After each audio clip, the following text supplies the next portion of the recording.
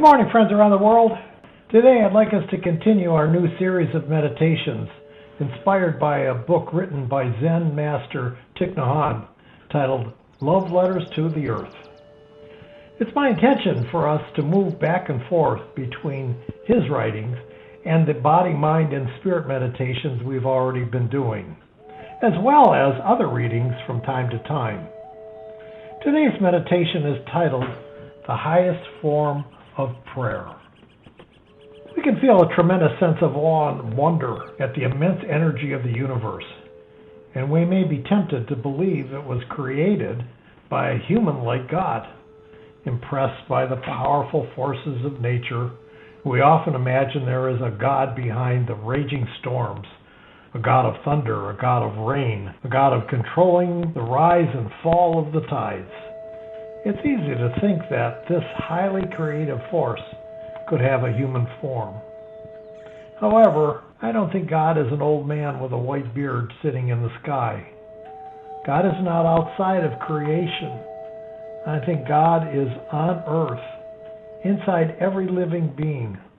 What we call the divine is none other than the energy of awakening, of peace, of understanding, of love, which is to be found not only in every human being, but every species on earth. In Buddhism, we say every sentient being has the ability to be awakened and to understand deeply. We call this Buddha nature. The deer, the dog, the cat, the squirrel, and the bird all have Buddha nature. But what about inanimate species, like the pine tree in our front yard, the grass, or the flowers? As part of our living Mother Earth, these species also have Buddha nature. This is a very powerful awareness which can bring us so much joy. Every blade of grass, every tree, every plant, every creature, large or small, are children of the planet Earth and have Buddha nature. The earth herself has Buddha nature. Therefore, all her children must have Buddha nature too.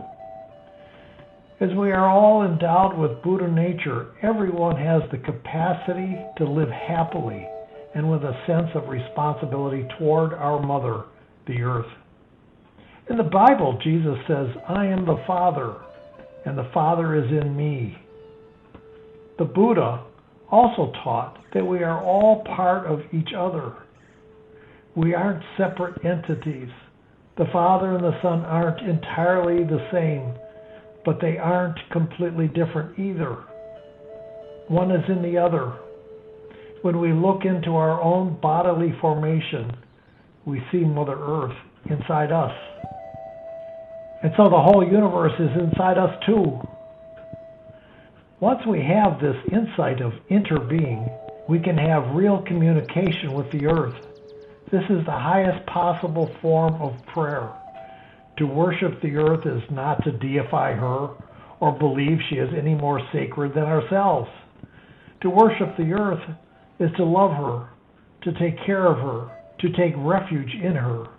When we suffer, the earth embraces us, accepts us, and restores our energy, making us strong and stable again. If we understand our deep connection and relationship with the earth, we will have enough love, strength, and awakening so that we both can thrive. The earth has all the virtues we seek, including strength and stability, patience and compassion.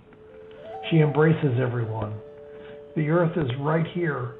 She supports us in very concrete and tangible ways. No one can deny that the water that sustains us, the air that we breathe, and the food that nourishes us are gifts of the earth. In the Christian tradition, a sacrament is often defined as an outward and visible sign of an inward and spiritual grace. What if the earth and all of creation was a sacrament? What if all the things we can see, hear, feel, smell, and taste on earth are outward signs of, hear me now, our mutual creation, our mutual connectedness? Thich Nhat Hanh calls this connectedness our interbeing. In the Hebrew text, God created the heavens and earth and declared it was all good. God did not say, "Oops, I messed up on the cockroach and the stink bugs." No, God declared it all good. Let's spend the rest of the time we have together this morning and consider these things. How can I enjoy the earth more by treating it like a sacrament, an outward and visible sign of what for you?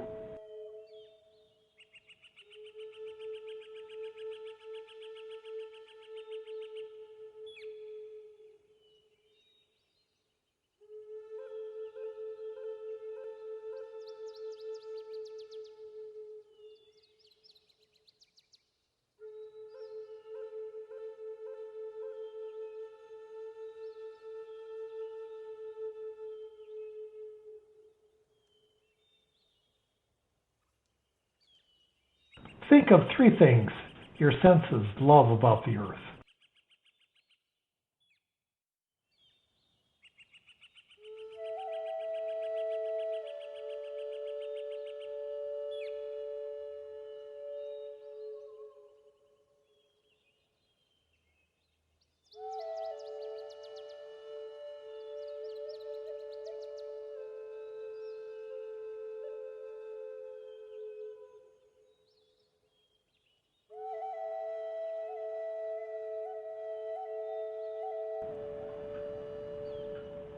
How can you fall more in love with the earth?